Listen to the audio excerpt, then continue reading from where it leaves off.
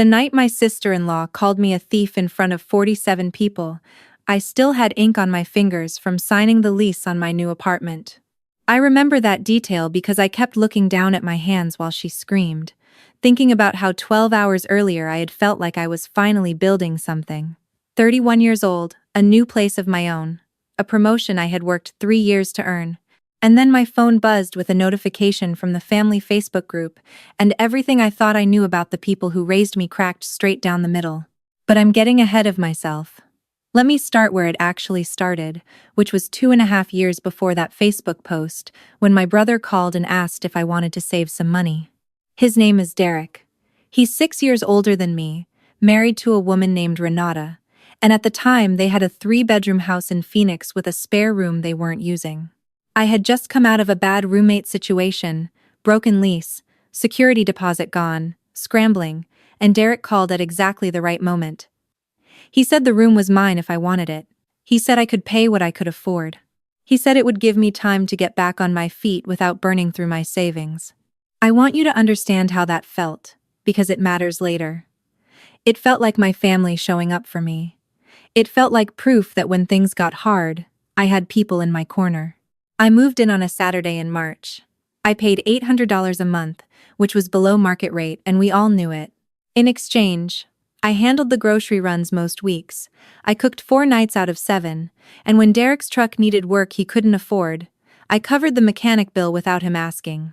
When their water heater failed the following January, I wrote the check. Small things, medium things, things that added up, but I never tracked them the way I should have. Because you don't track things when you trust people. Renata and I were never close, but we were civil. We watched the same reality shows sometimes. She asked for my stuffed pepper recipe twice. On the surface, everything was fine. I did not know that she had a problem I couldn't see. I found out later, much later, that Renata had been gambling online since before I moved in. Small amounts at first, then not small. Derek either didn't know or didn't want to know, and I still haven't decided which is worse. What I know is that by the time I had been living there 18 months, Renata had burned through most of what was in their joint savings account, and she needed somewhere to point the blame before Derek noticed. I was convenient. My grandmother passed away in October of that year. She was 83, sharp until the very end, and she left me 3 things. A small amount of money I immediately put into a retirement account, a handwritten recipe box that smells like her kitchen, and her engagement ring. A simple white gold band with a round diamond, small but real, worn thin on one side from 60 years of living. My mother cried when she handed it to me. She said Grandma had specifically asked for me to have it. I kept it in a blue velvet pouch in the top drawer of my dresser. I showed it to Renata once, in a moment I now wish I could take back. She held it carefully and said it was beautiful. She asked how much it was worth. I said I didn't know and didn't care, which was true. 3 months later, it was gone. I noticed on a Tuesday. I was getting ready for work, and I opened the drawer to look at it the way I sometimes did in the mornings, just to feel close to her, and the pouch was there but it was flat. I opened it and held it upside down over my palm, and nothing fell out.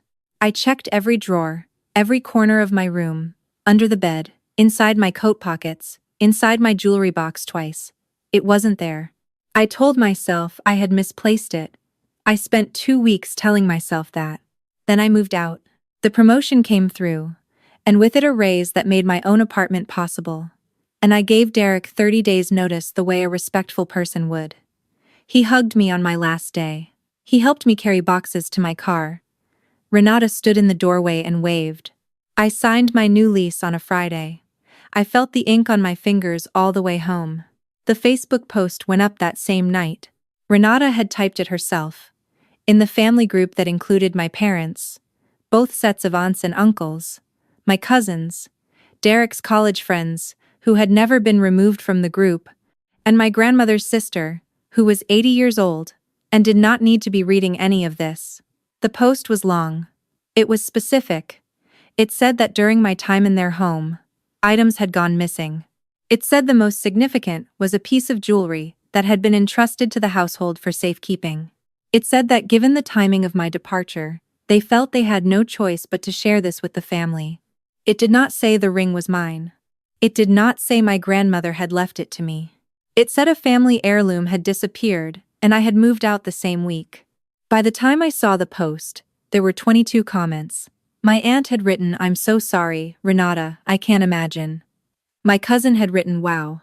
One of Derek's friends had written, "That's messed up." My mother, who I had called that morning to tell about my new apartment, had written nothing yet, but she had reacted to the post with a sad face emoji, and that one small thing hurt more than all the comments combined. I sat in my new empty apartment on the floor with boxes around me, and I read every single comment, and then I called Derek. He answered on the second ring, which told me he had been waiting. I said, "Derek, the ring Grandma left me is missing. It was in my room. I need to know if you've seen it." There was a pause that lasted too long, and then he said, "Renata's really upset, Claire." I said, "I didn't ask about Renata. I asked about Grandma's ring." He said, "We can talk about this when things calm down." I hung up. Here's what I did next. And I want you to listen to this part carefully, because this is the part that changed everything. I did not post in the family group. I did not call my aunt back when she left a voicemail asking if I wanted to explain myself. I did not text my cousins. I did not reach out to Renata. I went to my car, and I drove to the storage unit where I had put everything that didn't fit in my new place, and I started looking. I had boxes of receipts. I kept every receipt, not because I was planning for something, but because I'm a bookkeeper by profession, and the habit is just wired into me. I found the mechanic's invoice I had paid for Derek's truck. I found the receipt for the water heater installation. I found 2 years of grocery receipts I had mindlessly stuffed into a shoebox, most of them with my debit card information printed at the bottom. I brought them home. I spread them on my kitchen floor. I started adding. In 26 months, between the below-market rent I had been paying and the household expenses I had covered, I had contributed somewhere between $40,000 and $50,000 of value to Derek and Renata's household, not counting the cooking. Not counting the time I drove Renata to a medical appointment when Derek was traveling and she didn't want to call an Uber. Not counting any of the invisible labor that women in households do and never document. I photographed every receipt. Then I did the second thing. I had a small home security camera I had bought after a package was stolen from my old apartment. It was wireless and about the size of a hockey puck, and when I moved into Derek's I had put it on my bookshelf, pointed at my door because the house was new to me, and old habits die hard. I had completely forgotten it was there. I had not checked the footage in months. I pulled up the app on my phone. I scrolled back through the history, which the app stored for 30 days on the free plan. 30 days was enough. 11 days before I moved out. At 2:14 inches the afternoon on a Wednesday, while I was at work and Derek was at work, Renata walked into my room. She went directly to my dresser. She opened the top drawer. She took the blue velvet pouch, looked inside it, put it in the pocket of her sweatshirt, and walked out. The whole thing took 41 seconds. I watched it 4 times. Then I took a screen recording of the entire clip. I want to tell you what I felt in that moment, because it wasn't what I expected. I thought I would feel vindicated. I thought I would feel triumphant. What I actually felt was a grief so heavy I had to sit down, because watching that 41 seconds meant that it was real, that the person who had waved at me from the doorway 2 days ago, the person I had cooked dinner for, on and off for over 2 years, had stolen something that had belonged to my grandmother, had stolen it, and then blamed me for it in front of 47 people, and my brother had let her. I sat with that grief for about 20 minutes. Then I got up, and I started making a plan. I did not go straight to the family. That would have been the emotional move, and I had already learned standing in my old apartment with ink on my fingers, reading those comments, that emotions were not going to protect me here. What I needed was to handle this the way I would handle a discrepancy at work, methodically, documentably, and with witnesses. I called my cousin Priya first. She is the only person in my family who has a law degree, and while she practices corporate law and would be the first to tell you that's not relevant here, she is also meticulous and calm and genuinely difficult to rattle. I told her I needed to show her something before I did anything else. She came over that night. I showed her the camera footage. I showed her the receipts. I showed her the Facebook post alongside a copy of my grandmother's will, which I had saved as a PDF on my phone, which clearly named me as the recipient of the ring. Priya watched the camera footage twice without saying anything. Then she looked at me and said, "How do you want to handle this?" I said, "I want it handled correctly." She said, "Okay, here's what we do." The first thing we did was document everything formally. Priya helped me write a clear, factual timeline, dates, amounts, events with the supporting documents attached. Not emotional, not accusatory in tone, just facts, laid out plainly. The camera footage was saved in 3 places. The screen recordings were emailed to myself. The second thing we did was contact Derek privately. Priya drafted a message that was clean and direct. It said that I was in possession of documentation regarding the missing ring, including video evidence, and that I would like to resolve this privately before taking any further steps, but that I needed the ring returned, and the Facebook post addressed within 5 days. We sent it to Derek's personal email, not to the family group. He did not respond in 5 days. He responded in 2 hours. His message was long and messy, full of phrases like "Renata has been going through a lot and I didn't know the full story and I think we need to sit down and talk about this as a family." There was an apology that wasn't quite an apology. There was a sentence that said, "I hope you can understand this was a stressful time for her," that I read 3 times trying to figure out which part of it was supposed to make sense. At no point did it say, "We have your grandmother's ring, and we will return it." I wrote back 2 sentences. "I appreciate your response. Please let me know when the ring has been located." 3 days later, Derek called and said Renata had found it. He said she had looked in her coat pocket, and it must have ended up there by accident.